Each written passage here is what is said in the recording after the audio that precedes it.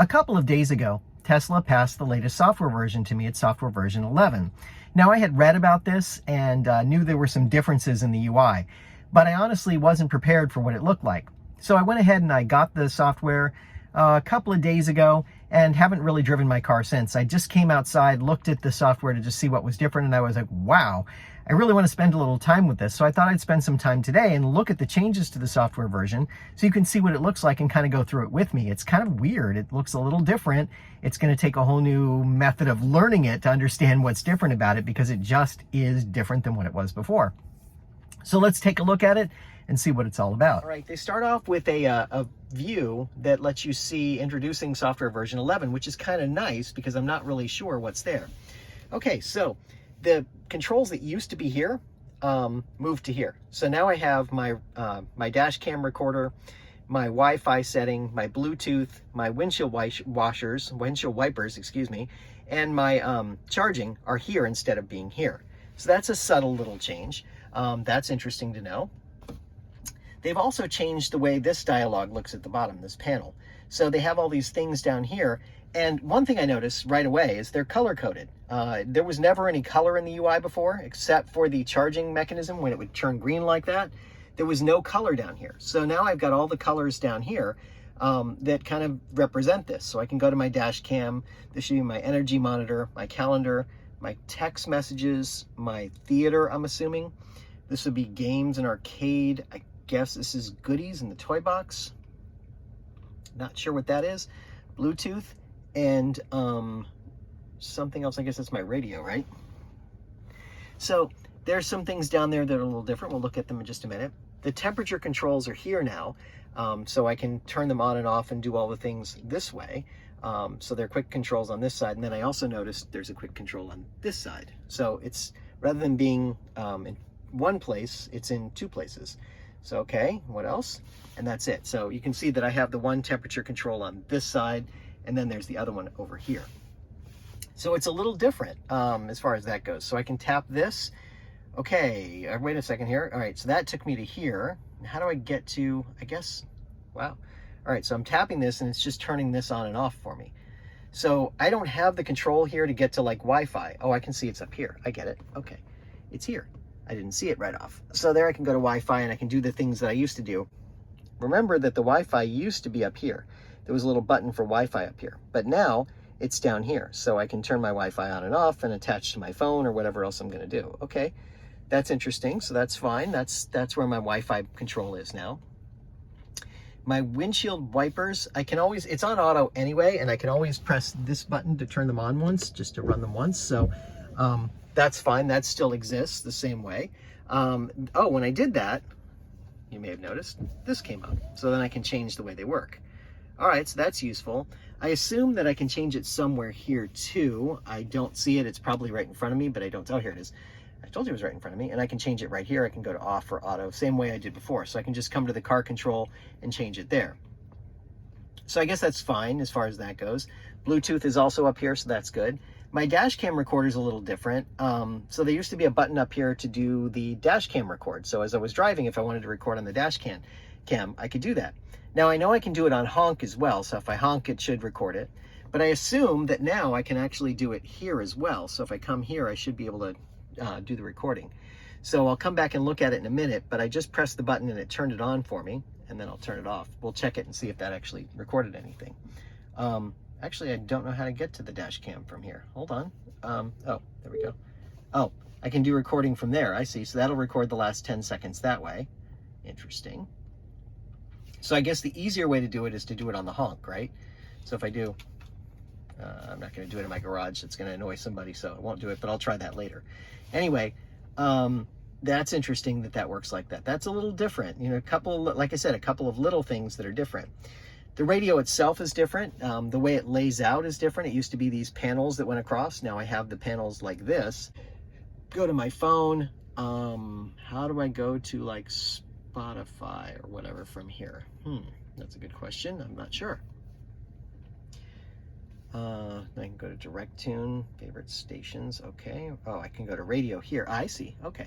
So if I tap the radio button there, I can go to Bluetooth or streaming or Spotify or karaoke. Whoops. Or karaoke.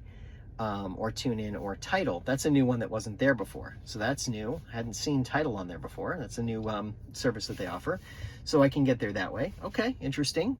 So I can tap my controls here to get my, oh, I can, so if I just by tapping in the middle of it, I got the whole control up. Okay, that's interesting. All right, so that's cool. I still have keep the air conditioner on, dog mode, camp mode, those are still there. I can change my settings the way I did before. They're a little different, but essentially they're the same as they were before. I can change my heating. I can actually just change, make it cooler and hotter just by doing that. Okay. So can I bring it back to the same place it was? Yep. I see just phone numbers and the people I've called recently. I'm not going to show you everybody I called, but I do have the touchpad there on the screen so I can dial a number directly. That's kind of cool. Okay, I can also go to messages. This is where my phone, if my phone were connected, and I'm not connected right now because I'm recording with it, it would show me all the messages that are that would be coming in. So that's kind of neat, and I don't want to show you those anyway. That's, you know, personal stuff, not going to show you that. But I could go to the contacts and see my contacts here, as far as that goes. Go to my favorites, who are the people I call all the time, and my calendar, which is kind of nice. So that's actually pretty cool. That part is neat. I like that. See, then I have this one. Here's how I get back to streaming. So I've picked some stations, I've curated a few things, and here are some of my stations that I listen to more often. I showed you this one. It brings up the rear view camera. It used to be over here. Now it's there. This one is for my other stuff. So I have my dash cam I can get to, energy I told you about, calendar. So the energy should be the same thing that it was before. How am I performing? Okay, good. Oops, wrong one. Then I can go to my messages, my calendar, my messages, the theater. So that should take me to the same theater, so I can go to these different things. Okay. So interesting that they put TikTok in here. I don't remember that being in here before, but okay. My arcade, where I can go to the games that I want to play. So the different games, and I can still get back to the theater if I want to, so I can switch back and forth. The arcade is here. The toy box with a few things. This is a new thing that I noticed somebody had mentioned. It's a light show. It's too light out right now, and you have to walk away from the car. So I'll show you this one later, and we'll see what that looks like. And then I can still get to my web browser to be able to surf the web if I want to. A quick word about those couple of changes and why those things are buried. The federal government actually came down on Tesla and said they couldn't have people in the front seat playing games or watching anything on the screen while they're in motion, while they're driving. So basically they disable that when you put the car in motion so that you can't do those things. You can't surf the web, you can't watch any movies, you can't play any of the games. What they were afraid of was that people were going into autopilot and they weren't paying attention to the road, instead they were playing the game. And Tesla argued, well, what if the passenger wants to? And they said, too bad, they're in the front seat, it's distracting to the driver, which I totally get. And I think that's the right approach. So Tesla actually changed that feature as a result of that. So now let's try putting the car in drive and see what happens. All right, so I still have the browser available to me, but it did take me out of Wi-Fi, which I expected. So if I connect to Wi-Fi again, in theory, it should let me go again. Let's see. Let's see if I can connect to that. Fine. Okay, so now can I get to the web? Let's just try Google.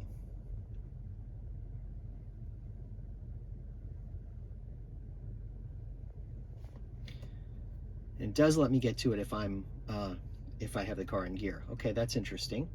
What if I go to the theater? Okay, those are all grayed out, available and parked. What if I go to the arcade?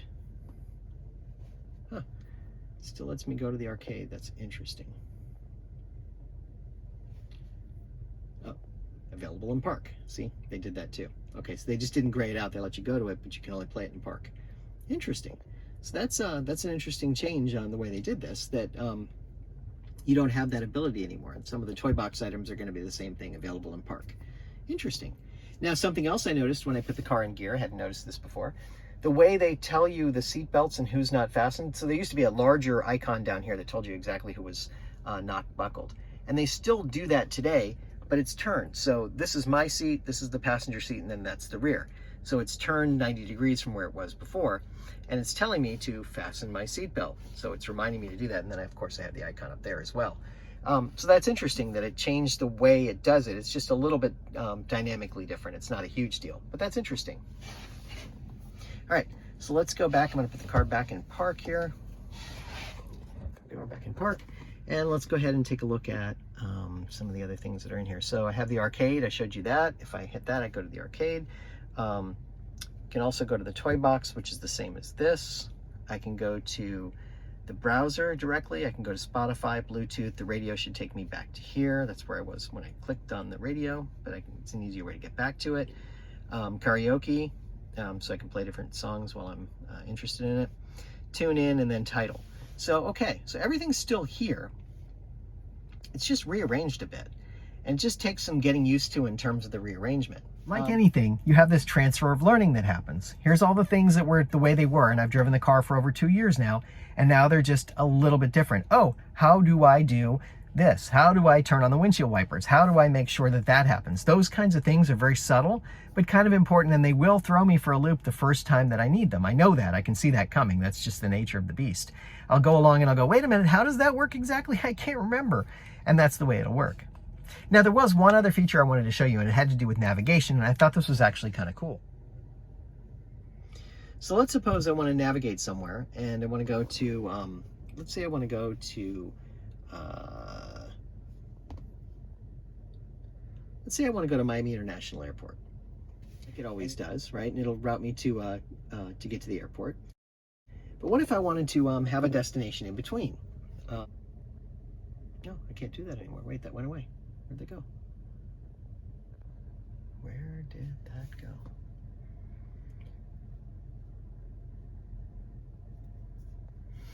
There used to be there was a button up here before. Huh, that's interesting. The button to add a destination. Where'd that go? It used to be right here on the screen, and it appears to be missing. So I was going to leave my house and go to Miami International Airport. And I want to add a destination on. What I can do is then I can tap this guy right here, and I can add a stop. So let's say I want to add a stop, and I want to go to, let's say, the Wawa station that's on the way. I don't know, whatever. And I want to go there.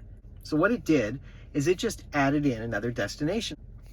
So the thing it'll tell me is how much energy I'll have when I get to that first destination, and then what I'll have when I get to my last destination.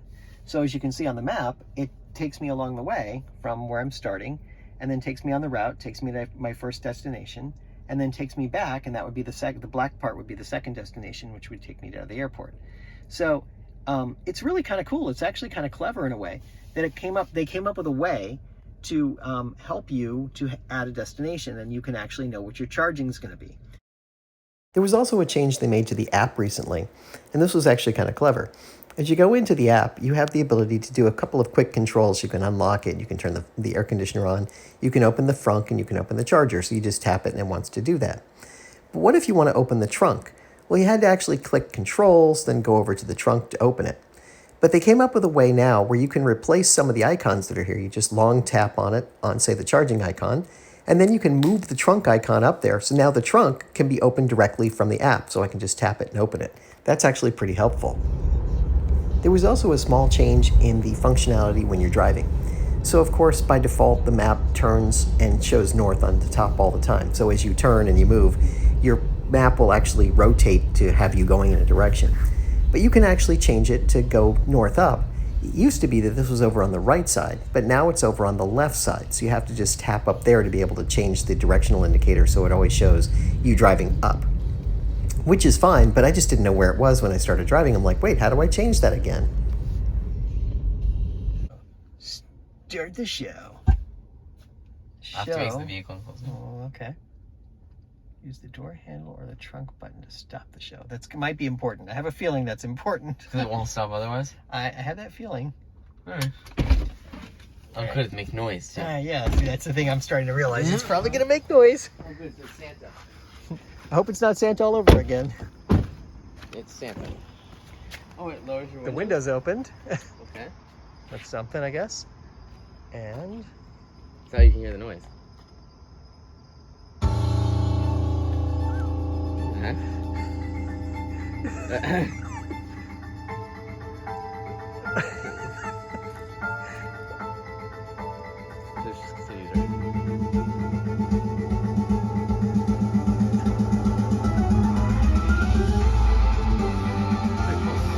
that is actually pretty cool. Love it.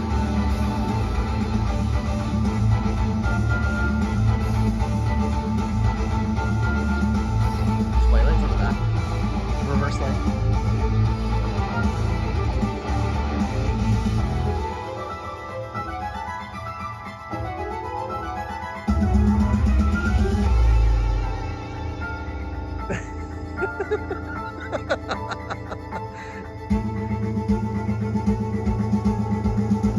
The charge port is open Yeah, too. that's it. Windows opening. Windows, yeah. And the mirrors.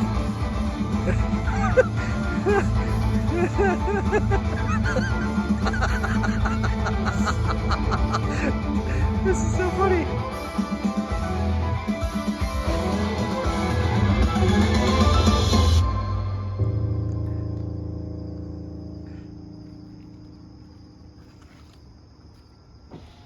It actually doesn't go on forever. I'm kind of surprised. That was relatively unexpected, but kind of fun. The question is it Christmas all year round? I don't know. I'll have to try it again some other time and see.